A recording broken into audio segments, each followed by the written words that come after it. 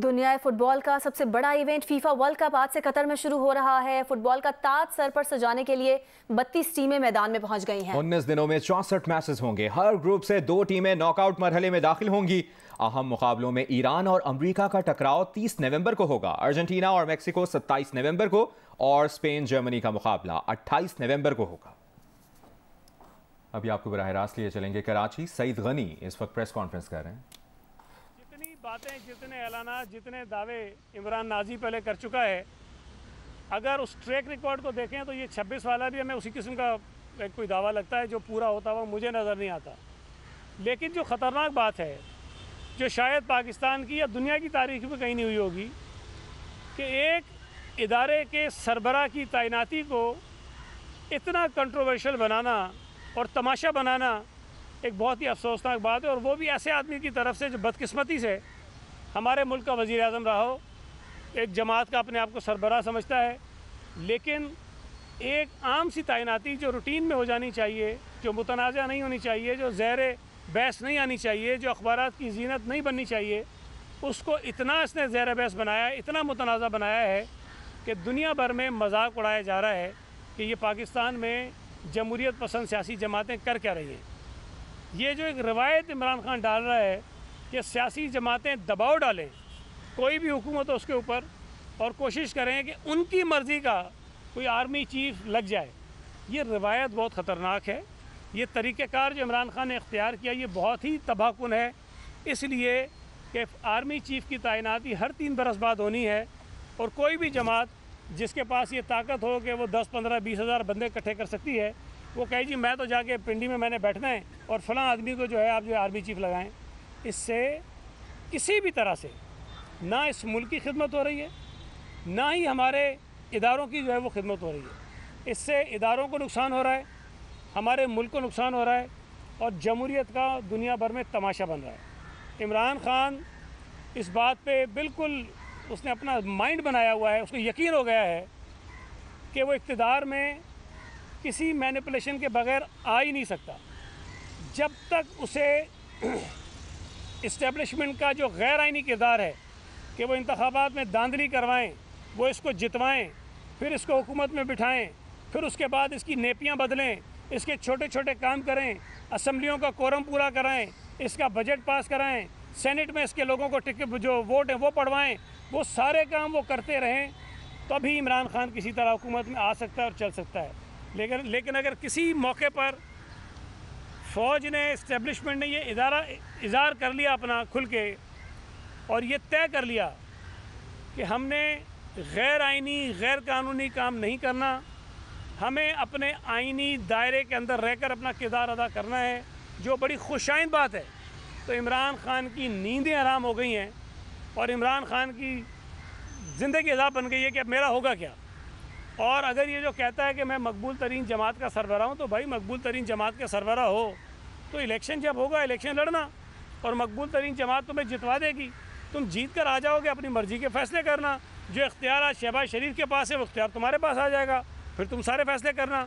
लेकिन ये मैसेज भिजवाना और ये बिल्कुल कन्विंस है इस बात पर कि जब तक मेरी मर्ज़ी का आर्मी चीफ और फिर उसके थ्रू DGISI, फिर उसके थ्रू कोई और, फिर उसके थ्रू कोई और, सारी चीज़ें लगवा के अपने सारे सियासी मुखालिफिन को जेलों में डाल के उनकी ज़िंदगियां तंग करके, मीडिया की ज़बानों पर ताले लगा कर, मीडिया में जो लोग सच बोलते हैं उनको नौकरियों से निकलवा कर, जजेस जो आइन और कानून के मुताबिक फ़ैसले करते हैं उनके ख़िलाफ़ रेफरेंसेस डलवा कर, इस तरह से मैं सबको अपने कंट्रोल में लेकर आऊँ और अपनी हुकूमत चलाऊँ और इस हुकूमत में मुल्क के ऊपर बैठ के राज करूँ। ये जो इमरान खान का 10 साला मंसूबा तहस-नहस हुआ है, इस मंसूबे के ख़राबी ने इमरान खान का जो ज़हनी तवाज़ुन है उसको बिगाड़ दिया है। मैं ये बात बार बार कहता हूँ कि इमरान खान ज़हनी तौर पर एक मफलूज आदमी है और उसकी कोई समझ में नहीं आती बात। उसके साथ जो लोग खड़े हैं वो सारे परेशान हैं कि ये किस पागल के पीछे हम चल पड़े और पता नहीं कहाँ में जाकर ये गिराएगा, किसी खाई में जाकर हमें सब अपने साथ गिराएगा। मैं ये समझता हूँ कि वो इदारे भी, ख़ास तौर पर अदालतें, ब्यूरोक्रेट्स, जजेस और मीडिया के दोस्त भी, जिनको ये धमकियाँ देता है जिनके ख़िलाफ़ ये झूठे इल्ज़ाम लगाता है वो कम से कम इसको सवाल तो करो इससे, कोई इसको डेफेमेशन के नोटिस भेजे, कोई इससे पूछे तो सही कि ये आज़ादी तुम्हें क्या मिली हुई है कि जब तुम्हारी मर्ज़ी में आता है जिसकी तुम चाहते हो पगड़ी उछाल देते हो, जिसके मर्ज़ी आती है तुम ऊपर इल्ज़ाम लगा देते हो, और कुछ नहीं पता इस आदमी को। कभी कहता है कि जी वो रूल ऑफ लॉ होना चाहिए, तुम्हें लॉ के कख नहीं पता। कहता है आइन की बालादस्ती होनी चाहिए, आइन का तुम्हें कख नहीं पता। जमहूरियत में ऐसा नहीं होता, जमहूरियत का तुम्हें कख नहीं पता, और बातें तुम बैठ के ऐसी करते हो। ये सिर्फ़ और सिर्फ दबाव में लाकर, ब्लैकमेल कर अपने छोटे छोटे मज़मूम सियासी मकासद को हासिल करना चाहता है। और ये कितनी अफसोस की बात है कि आज जब हम इस मुल्क में बैठकर जो भी बात कर रहे हैं, अगर कोई एक पेज पर है तो इमरान खान है और भारत का मीडिया है, सेम पेज पर। जो इमरान खान कह रहा है वहाँ मोदी जो है वो खुशी से नाच रहा है, वो पता नहीं बंगले डाल रहा होगा। वहाँ उनके जो रिटायर्ड फौजी हैं अरबों रुपए खर्च करके साल कोशिशें करके वो कुछ हासिल नहीं किया जो इमरान खान ने पिछले 6-7 महीनों में उनको वो मौके फराहम कर दिए हैं। ये कोई भी शख्स, देखिए मैं एक पार्टी का वर्कर हूँ, मैं अपनी पार्टी के मफादात का तहफ़्फ़ुज़ करता हूँ। कई चीज़ें मैं ऐसी नहीं करता जिससे मेरी पार्टी के वक़ार को उसको नुकसान पहुँचे। मैं कोशिश करता हूँ कि ना हो, लेकिन अगर मेरे मुल्क की कई बात आए तो यकीनन मेरा मुल्क मेरी पार्टी से भी ज़्यादा बालातर है। मैं शायद पार्टी के मफादात को सेक्रीफाइस कर दूंगा, कंप्रोमाइज़ कर दूंगा, लेकिन मुल्क के मफादात पर कंप्रोमाइज़ नहीं करूंगा। ये पागल आदमी, इसको ये एहसास नहीं है कि इस मुल्क ने इसको वज़ीर आज़म कैसे भी जैसे तैसे बनाया, इस मुल्क का ये वज़ीर आज़म रहा है। इसको इस वज़ीर आज़म के ओहदे पर फायज़ होने के बाद ये करोड़ों अरबों रुपए के ताइफ मिले जिसको बेचकर ये अमीर हुआ है। इसको शर्म नहीं आती है? ये इस मुल्क के मफादात का सौदा कर रहा है, इस मुल्क के मफादात को ये अपनी अना की भीड़ चढ़ा रहा है। ये किसी तौर पर भी काबिल कबूल नहीं है। इस आदमी ने किसी इदारे को नहीं छोड़ा। इलेक्शन कमीशन, जो मैं समझता हूँ कि बहुत अरसे बाद कम से कम मेरी सियासी ज़िंदगी में मुझे इतना बेहतर इलेक्शन कमीशन कभी नज़र नहीं आया, जो उसूलों पर कानून के मुताबिक फ़ैसले कर रहा है और अपने इदारे को चला रहा है।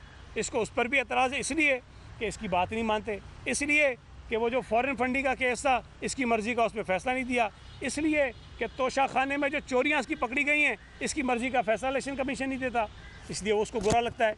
मीडिया जो सारा दिन इसको दिखाता रहा, इसकी खाली कुर्सियाँ नहीं दिखाते थे आप, भाई आपने इसको ज़मीन से उठा के आसमान पे पहुँचा दिया। इस नालायक आदमी को आपने पाकिस्तान का बड़ा सियासी लीडर बना दिया, लोगों को दिखा दिखा के इसके झूठ को बेच के आपने इसको हीरो बना दिया। आज आपको भी सबको कहता है किराए के टट्टू हैं। वो एंकर जो इसके वर्कर बने हुए थे सारे के सारे, आज ये कहता है कि वो बाहर से पैसे लेते हैं। तो ये सवाल मीडिया को भी करना चाहिए, ये सवाल उन एंकर्स को भी करना चाहिए कि तुम्हारे पास क्या सबूत है कि हमारे पास बाहर से पैसा आता है। मीडिया के मालिकान को सवाल उठाना चाहिए कि तुम्हारे पास क्या सबूत है जिसकी बुनियाद पर तुम हमें किराए के टट्टू कहते फिर रहे हो। ये चीज़ें अगर हम नहीं करेंगे तो ये मुसीबत जो मेरे लिए आपके लिए नहीं है, ये मुसीबत इस मुल्क के लिए है। ये आदमी इस मुल्क की मईशत को तबाह बर्बाद करना चाहता है। इस आदमी ने जब वज़ीर आज़म था, जब इसकी वज़ारत उज़्मा जा रही थी, तो इसने कोशिश की कि पाकिस्तान की मईशत बर्बाद हो। मैंने नहीं कहा था, इनके वज़ीरों ने कहा कि इमरान खान जाते जाते नई हुकूमत के रास्ते में बारूदी सुरंगें बिछा के गया है। ये बारूदी सुरंगें पाकिस्तान के रास्ते में बिछाई गई थी, पाकिस्तान के लोगों के रास्ते में बिछाई गई थी, पाकिस्तान की मईशत के रास्ते में बिछाई गई थी, और उसका जो खुमियाजा है वो हम और आप और इस मुल्क का हर आदमी भुगत रहा है। वो भी भुगत रहे हैं जो PTI के फॉलोअर हैं, वो भी भुगत रहे हैं जो इमरान खान के जलसों में जाते हैं, वो भी भुगत रहे हैं। इमरान खान ने हर इदारे को अपने कंट्रोल में किया। इमरान खान का 10 साला मंसूबा नाकाम हुआ, ये कहना था सूबाई वज़ीर सईद गनी का, जो कि कराची में मीडिया से गुफ्तगू कर रहे थे। कराची के इलाके लांढी मुस्लिमाबाद में 8 साल की बच्ची का अगवा और कातिल 5 अफसरान पर मुश्तमिल तहकीकाती टीम बना दी गई है। नुमाइंदा जियो न्यूज़ तलहा हाशमी हमारे साथ मौजूद हैं, उनसे जानेंगे तलहा क्या डिटेल्स हैं। देखिए, एसएसपी इन्वेस्टिगेशन ईस्ट आरिफ मेहर ने आज टुकनी कमेटी बनाई है जो, और ये कमेटी जो है फौरी तौर पे इस केस पे काम करेगी। ये डीएसपी कैदाबाद गुलाम मोहम्मद महर की सरबराही में बनाई गई है। इसमें एसएचओ कैदाबाद हैं, एसआईयू कैदाबाद हैं और 2 मजीद अफसरान शामिल हैं। इसमें जो मेरी बात हुई है एसएसपी इन्वेस्टिगेशन से भी, वही बताते हैं कि कुछ उनको लीड्स हैं और उस पर काम कर रहे हैं। जो 10 अफराद को हिरासत में लिया गया था उनके डीएनए सैंपल्स भेज दिए गए हैं और उम्मीद की जा रही है कि वो जल्द डीएनए सैंपल्स आ जाएंगे। कुछ मजीद इसमें बताते हैं कि इम्पोर्टेंट क्लूज मिले हैं, उस पर काम हो रहा है और मौके की और इतराफ की जो कुछ सीसीटीवी फुटेजेस हैं वो भी पुलिस ने हासिल की हैं, उस पर भी काम किया जा रहा है और उस पर मजीद चीजें हैं कुछ। ठीक है, तलहा हाशमी आपने अपडेट किया, शुक्रिया।